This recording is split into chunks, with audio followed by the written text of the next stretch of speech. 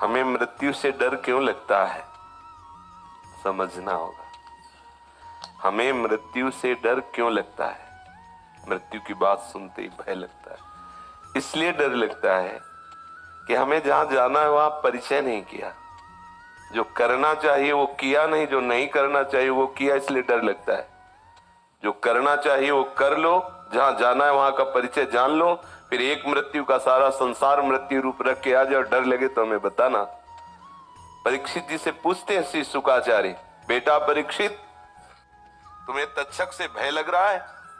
बोले गुरुदेव, यदि पूरा विश्व तक्षक रूप धारण करके आ जाए डसे तो भी आपकी कृपा से अब भय नहीं है। ये भय इसीलिए लगता है कि जहां हमें जाना है वहां परिचय नहीं, जो हमें करना था वो हमने किया नहीं, इसलिए डर लगता है।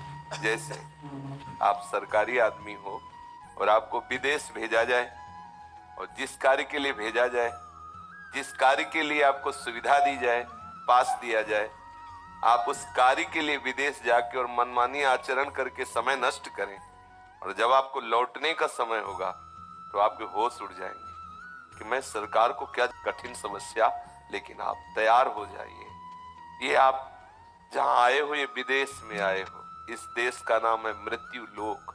आप जहां हो यहां मरने वाले लोक में हो। सबको मरना पड़ेगा, चाहे महात्मा हो चाहे दुरात्मा हो।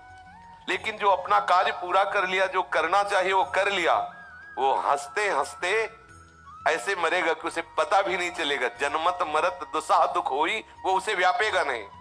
और जिसने जो करना चाहिए वो नहीं किया, वो तड़प तड़प के मरेगा और अंततः गत्वा फिर इसी क्रम में फंसेगा। बार बार जन्म, बार बार मृत्यु, बार बार। इसीलिए तो संत महात्मा और शास्त्र चिल्ला के कहते हैं, सावधान हो जाओ, जिस ले आए वो काम कर। सच्ची मानो, अगर प्रभु ना संभाले तो हृदय फट जाए।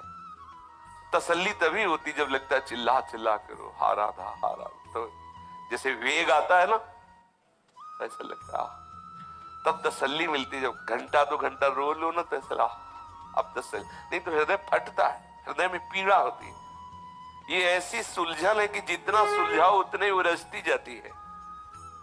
ये ऐसी प्यास है, जितना पियो उतनी बढ़ती जाती है। ये ऐसा आनंद है, जितना डूबो तो और आनंद डूबने की इच्छा। और आज तक कभी पूर्णता नहीं हुई और कभी किसी की पूर्णता होगी नहीं, क्योंकि अथाह समुद्र है। अब मृत्यु की, वो मृत्यु को तो खिलौना समझता है। जो इस आनंद की तरफ जरा सा भी अनुभव होता है ना, उसे मृत्यु खिलौना समझ में आती है। इतना बड़ा महान विकार, प्रेम विकार को जो झेलता है, उसके लिए मृत्यु विकार एक भुनगा नजर आती है। उसके लिए मृत्यु कोई चीज है क्या? आप छोटे छोटे भोगों को भोग रहे हैं, प्रभु से विमुख है, मृत्यु हाय हाय मच जाता है, मरना पड़ेगा। अरे मरना क्या, सच्ची बात मानो। जैसे पुराना कपड़ा तुम्हारे उतारने में कोई भय नहीं लगता, ऐसे ही भगवत प्रेमी महात्मा को शरीर त्यागने में कोई भय नहीं लगता। हमारे पास अज्ञान की ऐसी जाली बिछी हुई है कि हम देख नहीं पा रहे हैं। मुझ सच्चिदानंद को कौन मार फंस गए, और पता है छूटेगा, पता है सबका छूट रहा है, लेकिन कोई सावधान नहीं हो रहा, कोई बिरला सावधान। हाय हाय मच जानी चाहिए। जिस मकान में रह रहे वो तो छूटने वाला है, आगे का ठिकाना नहीं। बोलो क्या दशा है? अगर ठिकाना मिल जाए तो नाचने लगोगे। ऐसे महल में जाना है जहां अविनाशी चिदानंद, कहीं कोई भय नहीं। प्रिया प्यारी जो प्यारे जो के समीप रहना है, पर उधर परिचय नहीं। इस माया ने इतनी विस्मृति डाल दी है कि जो मेरे वास्तविक प्रभु हैं प्रिया प्रीतम, उनको भूलकर झूठे संबंधों को अपना मान रहे। झूठे संबंधी हमें त्यागना चाहते हैं, लेकिन हम ही उनको पकड़े हुए हैं, हमें कोई नहीं पकड़े हुए। ये जो कहा जाता है ना, अगर हम नहीं जाएंगे तो जी नहीं पाएंगे। अरे कैसी बात करते हो तुम? अगर मर जाओ ना, फिर तुम्हें दिखाया जाए, वो बड़े आराम से हलवा पूड़ी खाएंगे। केवल तुम्हें भ्रम है कि वो तुम्हारे लिए जीते हैं, तुम उनके प्रयोग में आते इसलिए ऐसा है। जिस दिन प्रयोग में नहीं आओगे तो जीते जी तुम्हें उत्तर मिल जाएगा तुम्हें कौन प्यार करता है।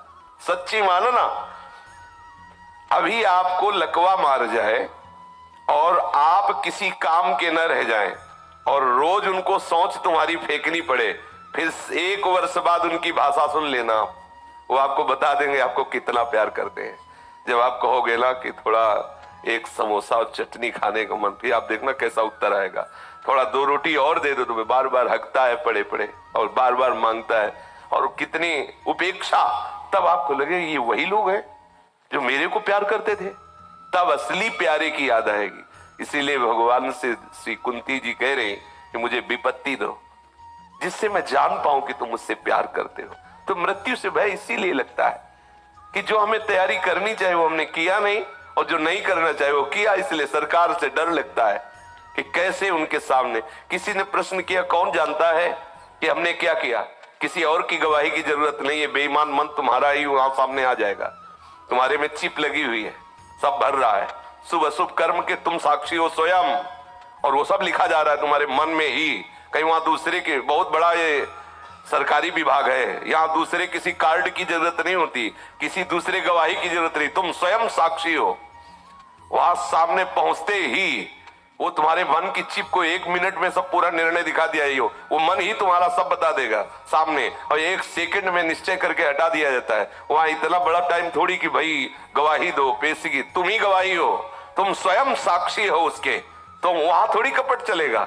ये तो इस शरीर में हो इसलिए कपट, जे भी तुम इस शरीर से निकालकर यातना देह में डाले गए, ठीक निर्णय तुम्हारा खुद होगा। हाँ, मेरे से गलती हो गई, अपराध हुआ, मैं इस दंड के योग्य हूं। तत्काल तुम्हारे मन में ही सारी जो बातें भरी वो सब उसी से जांच हो जाती, किसी दूसरे गवाही की जरूरत नहीं।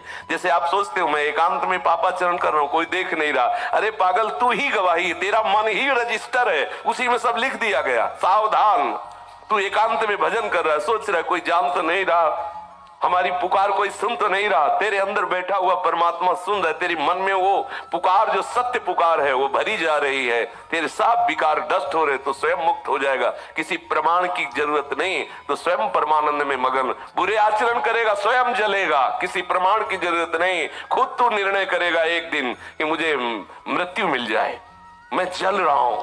वो खुद, आप देखो कैसी उसकी लीला कैसी, अपने हाथ से जहर खाता है, अपने हाथ से फांसी लगाता है, अपने हाथ से अपने शरीर को नष्ट कर देता है। लो दंड, किसी दूसरे की जरूरत नहीं। अगर कर्म बिगड़ गए तो अपने हाथ से तुम अपने आप को मार दोगे।